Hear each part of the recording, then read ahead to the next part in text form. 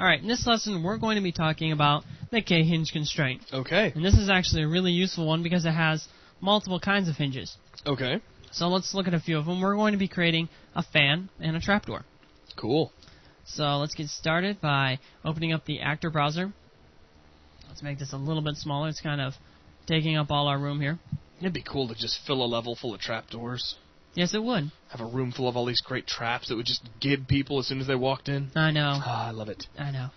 So under actor, K-constraint, we have the K-hinge. Okay.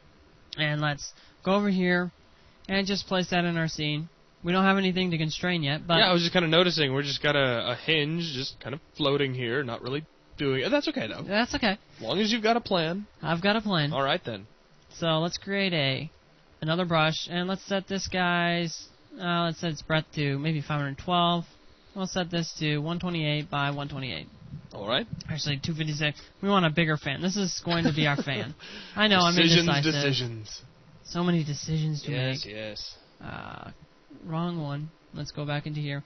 Let's change this to 512 and 256. Keep getting those width and breadth messed up. That's okay. So You're still cool, Joel. Thank you, Zach. I think. Not quite as cool as me, but still very cool. Okay. Enough with that. Let's go into our side view, and let's pull this guy up just a little bit more. That's kind of covering up quite a bit of space there. Maybe we want it just a little bit smaller. I'm sorry, everyone. Oh, it's okay. I'm just giving you a hard time, man. Sure you are. Don't let it get you down. So let's make it a little bit smaller. Ah, much better. I think we can actually fit a fan in that. Yeah, I think you're right. Instead of a giant, massive fan that would look like a big body blender. Yeah. Body blender, that's cool. Anyway, let's subtract that guy out. All right, check it out. We can leave the textures just as it is. It doesn't really matter. Sure. It's going to be behind a fan in a minute anyway. Right, let's go to our static meshes. And let's go into our, however you say this. It's kind of complicated. Abaddon? Yeah, let's just say that's what it is. Sure. And we'll go down to fan. And let's select this fan guy. And yeah, that's Abaddon, man. Yeah, that's Abaddon. That is Abaddon. That is so Abaddon. Yeah. Just so you know. Just so I know. Mm-hmm. And let's insert a Karma actor. Okay. Let's move this guy into position. He's a little bit Wow, big. that's a big fan, dude. Yes, it is. So let's maybe scale it down a little bit to like 0.25. Okay, yeah, I can deal with that a little better. Alright, so let's rotate. Wrong direction. Let's rotate it in this direction. Still a little large. Yeah, we'll tweak it out in just a sec. Okay. I'm not trying to complain. I'm just stating a fact. And sure. Joel's like, yeah, right. Yeah, right. And let's go into here. Alright, that's nice. Let's move that into position and see how small we really need to get this guy. It seems quite a bit smaller. Smaller than that. So let's set maybe 0.2, 0.2, 0.2. Smaller than that. Getting maybe close. 0.15, 0.15, 0.15. Even smaller than that. 0.1, 0.1, 0.1. Alright, that's actually really nice. So let's move over here. Get this guy into position. Doesn't that look nice? Ah, it's fabulous. Alright, that's I kind am of nice. amazed by your fan-making skills. Thank you. Let's move this hinge into control. And what this is going to do is we want the fan to actually be rotating continuously like a motor. Like fans tend to do. Exactly. Sorry, couldn't help myself. I know. So let's move this guy into position and have it, we want it to be rotating around the center of it. Okay. In this case, it looks like the world Y-axis. Right. So let's rotate this guy in the right direction. Let's move this up just a little bit. And let's rotate him. So let's go over here. And let's set the rotation to pointing. Actually, let's point it outward. So essentially what we're doing is we're taking this hinge and we're pointing it along the axis that we need rotation. Right. Okay. So let's move this guy over just a little bit. Now, is the positioning of this constraint going to make any difference? Well, in this case, it does. Okay. Because we want it to rotate around a specific axis. All right. And a specific spot, too. I mean, if I moved it over here, I mean, it's going to be rotating in the wrong spot. I gotcha. So let's move this back. About there. Don't want to be too picky. And let's go into the properties of the hinge. Just by double-clicking on it or pressing F4. And let's go down to Karma Constraint. And again, we have much the same properties as we did before. Sure, a lot of stuff we've already gone over. Right, so let's just go down to K-Constraint Actor. And the K-Constraint Actor 1, this is the one that we're going to be setting in this case. Okay. So let's go to K-Constraint Actor, and let's find the fan that we have here. So let's click on the fan, and there we have it. We've got the actual fan selected. All right, cool. So since that's selected, let's go down to K-Hinge Type, and you'll see we have 4 different kinds here. We have normal, we have springy, motor, and controlled. I'll bet, I mean, I'm not 100% certain, but I'll bet that the one we're looking for is actually, let me think, motor. Zach, you are just too smart, man. I know, man, I know. So let's select motor. I'm just kidding. I can't keep it up that long. Yeah, sure. Okay, so I can. So what? So we have the motor selected, and since we have the constrained actor already selected, that's going to be spinning our motor around. But as you can see right now, we don't really have any desired angle or anything set up, so we really don't know how fast it's going to be turning. Okay. If we played the level right now, it would not be spinning at all. All right. So let's go down to desired angle velocity, and we'll set this up fairly high. Maybe, let's say, I don't know, 5,000. Not 6. No, 6,000 is all right. And desired angle, we don't need to set that. And let's set the max torque up to... Now, is that going to be like the angle velocity we had set up for our barrels a few lessons ago? And if I remember, that was like 65,535 revolutions per second. Okay, so if you had that set up to 65,535, that would be 1 full revolution a second. Right. Okay, just clarifying for anybody out there in the audience who might have already forgot that, kind of like I almost did. Yeah, well, you sometimes forget things, and that's all right. Right. So let's go down here. I said almost forgot. Almost. Okay. All right. So with that selected, that's going to really show us how it works. So let's just compile our lights real quick. Nice and dark. Dark hole. Why don't we just really quick add another light back there? Cool, yeah, we'll have the fan backlit or something cool like that. Yeah, so let's move this up a little bit. Can we change the color of the light? Yeah, Zach, we can change the color of the light. Make it orange. How about make it red? All right, fine. Or orange-ish. We'll compensate. We'll get red-orange. Hey, that's a good idea. Hey, awesome. That's kind of scary. Check it out. Yeah. That's nice. See, aren't you glad I said orange? Doesn't that look better than just plain red? Sure. It sets off the lava, man. Yeah, it does. Okay, anyway. So now it's set up, so let's try to run our level. Let's make sure the light maps are all set. Let's play our level. All right, here we go. And you'll notice, right when we go up, that it's not going to have everything directly set up, so we'll have to actually shoot it to get it rolling. Uh-huh. So let's go into here. And let's shoot it. And you'll notice that it's spinning extremely slowly. Very slowly.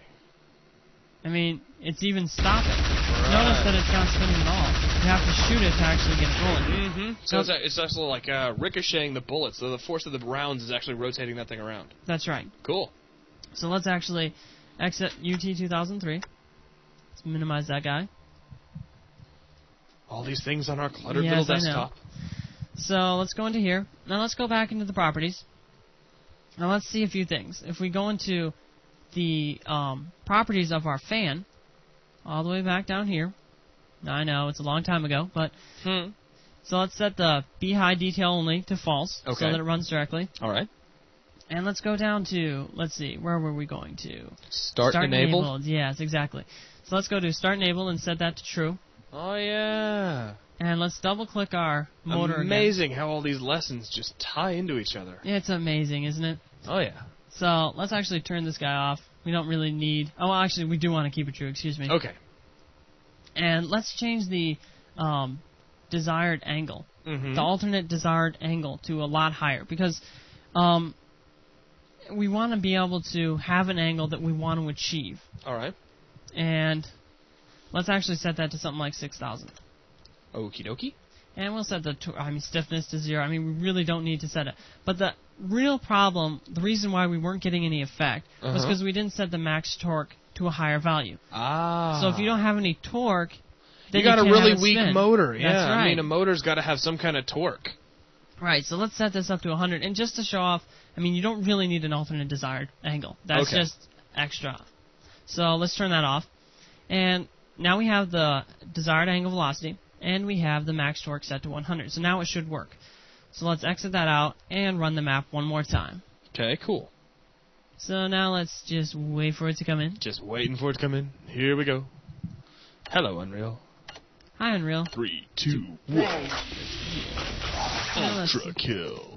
We should set that guy to automatically fall. But anyway, that's actually kind of cool look, looking. floaty barrel. And look, you'll see we have a nice little motor effect. Check it out. So that's actually pretty cool. Fan's already spinning.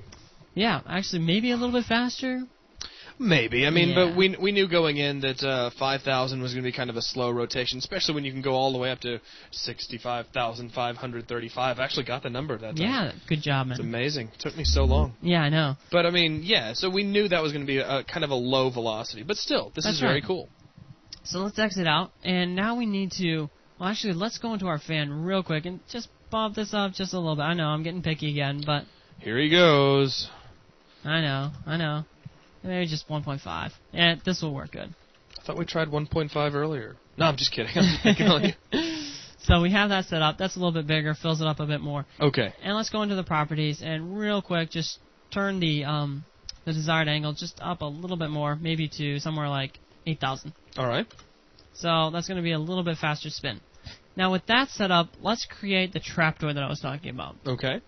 Now this will actually be very cool. Cool. So let's go down here and create a new brush, and we're going to create a hole right when this character is looking at the fan in awe. He's going to fall through the trapdoor. Right, it'd be like, oh, what a nice fan. Feel the breeze and all that kind of stuff. And then die. Yes. Yes, that's actually a pretty good plan. I like it. Yes, I do too. So let's go into here and create a simple 256 by 256 by 256 cube. Close that guy out. And let's not move the actual hinge around. Let's select our brush. Okay. Excuse me, I'll select it one of these days. There we go. And let's move this guy. Actually, that is a lot bigger than I was anticipating. Here we go with this size thing. I know. He just wants everything to be huge. I know. Let's set the height to 256 so it has a longer fall. Sure. Build that guy. And now that's really set up. Let's snap this to a better angle there. Now let's move this guy right to the base of the floor. Now let's cut that guy out. Okay. So with that cut out, what we're going to do is attach a little hinge to it. All right. So let's move that guy up. Let's go into our static mesh browser. Okay. And let's open a file. And we're going to be loading a grate so that we can have something on top of it. Cool. So let's go into our static mesh browser. Actually have a trapdoor over our trapdoor. Hey, that's a good idea. Or something. Yeah. A trapdoor over our pit. I think that's what I meant to say, but Yeah. it works out. Anything would work, but I'll just select this scorch bridge here. Cool. Kind of an interesting effect, kind of spooky looking. Yeah. Sort of. It pretty much screams, don't step on me, though. Yes, it does. That's okay. We're not really trying to trick anybody. No. Not yet. Not in yet. this lesson. No. And there we have our really cool gate that's overly huge. Yeah, that's pretty massive there. So let's squeeze this guy in and try to get him the right size with our scale tool. Probably right there would be perfect.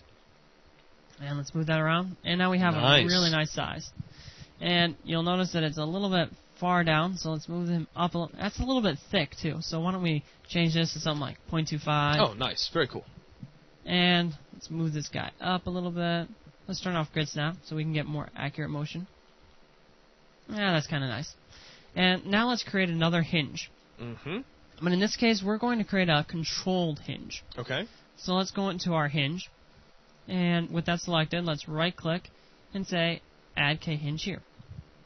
Now with this guy, we're going to create the effect that we're going for. Is right when they walk over it, it's going to drop and they're going to fall to their doom. Okay. So let's go into the right view here. And in this case, we want the door to fall this way. If that makes sense. Hell, I gotcha. Trying to get the arc of rotation in. Basically, what we're going to have is the thing is going to rotate on the y-axis. That's right. So what we're going to do is have a really cool effect there. Or is that the x-axis? I can't see from here. I'm all the way across the room. Yeah, I know. That is the x-axis. So it would be rotating down, and he would fall to the doom. Okay. And it would be on this side, so we're going to put the hinge right on this side. We want it a little bit underneath, too, so it doesn't hinge on the top. Sure. So let's zoom in on the side here. Move them down just a little bit. About the location a real hinge would be if this thing were to swing down. That's right. Cool. So let's go into its properties, and under Karma Constraint, let's go under K Constraint Actor, and let's select the grade that we just created. All right. So we got our K Actor here. Mm-hmm. And in this case, we're going to go down and set this guy to a HT controlled. Cool. So now this is where the fun begins, if you will. We're going to set the K desired angle to 6,000. Well, actually a little bit higher than that. Let's set it to 40,000. Okay. So it's going to snap down really fast. Cool. And we're going to turn off disable collision, so it is going to collide with things. Okay. And we'll turn the stiffness up a little bit. And max torque, well, we don't really need that, so we're just going to leave it there. And HD control, that's actually looking pretty good. So now what we need is a trigger, so that when they walk over it, they fall through. Right. The thing just can't automatically be popped down, or we won't really trick anybody, you know? That's right. So let's go into our actor browser, and down to our triggers. Let's go to trigger, and let's place this guy into the scene. So let's right-click and say add trigger here. Now we got our little trigger going on. Okay. And let's go down here. Sweet. Okay. So let's move this guy over just a little itsy bit. Okay, cool. So this is going to be really cool. Let's move. Well, we want it to right when they go over, so we want it kind of in the center. So I know I'm tweaking again. No, that's fine. That's kind of good. So let's open up its properties. And under trigger, we want it to. Actually, let's just look down here and make sure it's all good. Yeah, actually, well, we could give it a little message like, "You're doomed." Sweet. Yes, it's kind of interesting. And let's go into our events, and let's change the event to door trap. So that's the event that's going to go on. Okay. And let's go back to our hinge. And let's set the events, and let's set the tag to door trap. So it's going to happen when we run over it. Oh, I see. So let's set that off, and let's actually try this out and see if it works. Okay, cool. So let's run this. Here comes Unreal yet again. And it's loading up. Mm-hmm. Loading. Oh, finally coming in. We got our shock rifle. And when we load over here, you'll notice that it didn't work, and there is reasons for this. Okay. So let's first look that when I shoot it, something does happen. Okay. And it does go to the bottom, and let's just jump in here.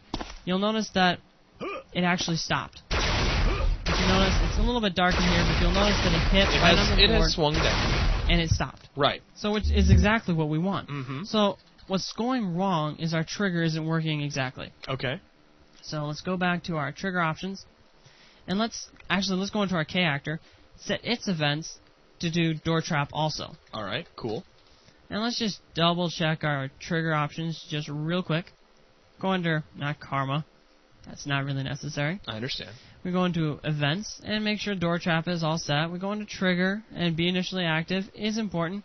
Trigger once only, we definitely don't want that. And it seems like everything is just the way we want it. Okay. So is our player going to die when they fall in here? Not yet. Okay. Right now, all they're going to do is fall through. It's just fall through. Okay. Right. So let's set this guy. I want to see a gib, man. I know. They'll come. It'll come. All right. I'm patient. That's a good thing. Kind of. Sort of. Not really. Yeah, okay. So not at all. But that's okay. So let's wait 1 second. Go. Our gun. Run across the trap, and boom, we fall down inside. So which is exactly what we want. Exactly. Let's actually just kill ourselves just for... Suicide. Yeah, there he is. Are you happy, Zach? No, not really. Okay, so let's exit out, and let's create the actual physics volume that will cause our player to die. Cool. So let's go in here, create another brush, and let's change the height down to, I don't know, something really small. Well, yeah. Okay. We'll set this to something a little bit bigger. Doing this size thing. I know. It's all about size, man. Which you have no concept of. I know. That's no big deal. So let's move this guy to the bottom.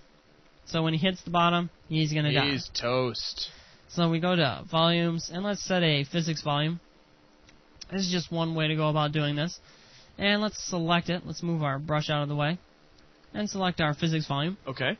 And under physics volume, let's say be pain causing to true. We're not going to really cover this, so we're not going to spend a whole lot of time here. Basically, we're just setting this up real quick so that our character dies when they fall into the little pit of doom. Right. So let's go under damage type, and let's set this to burned.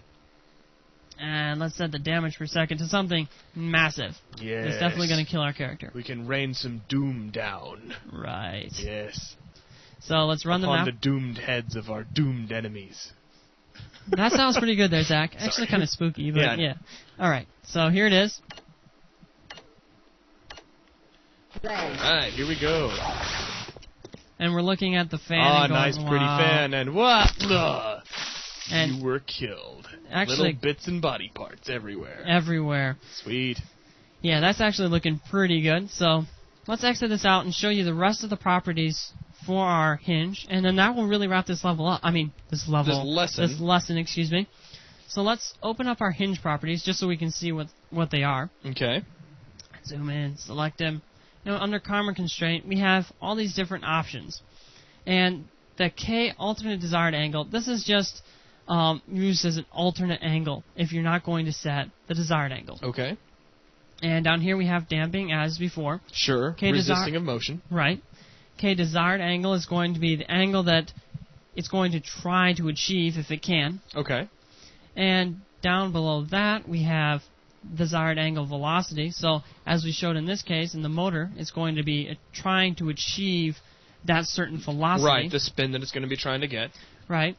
And below that we have the K-force threshold, which we actually talked about before. In a couple of cases, actually. So. Right. So we actually really covered that pretty well. Right, that's the one that triggers off the script that you have to code in yourself. So let's go down to hinge type, and this is where all of it controls like we showed before. We've used control and motor. Springy is just like it sounds, a spring. Okay.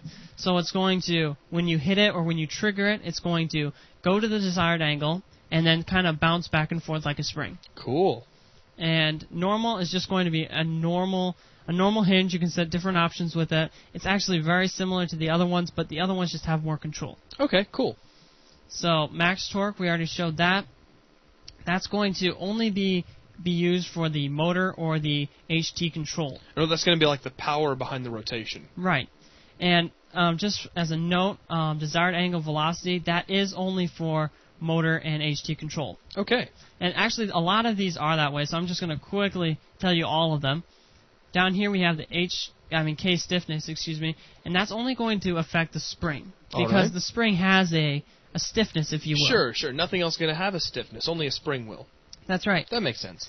And also, the other thing that's only affecting springs is the damping, which also makes perfect sense. Right, because nothing else is really going to need to resist motion. That's right. So down below that we have H proportional gap, and that's just a gap, if you will. It's actually kind of hard to describe. Okay. But it's just a proportional gap. It's not that important in this case, so we'll just leave it at that. All right, cool. Not confuse anyone. I understand. And just as a note, that's also just useful for the HT control. Okay, cool. So that really describes everything that you need to know to actually use hinges effectively. Sweet. So with that, that wraps up this lesson. Okay. Thanks, everyone.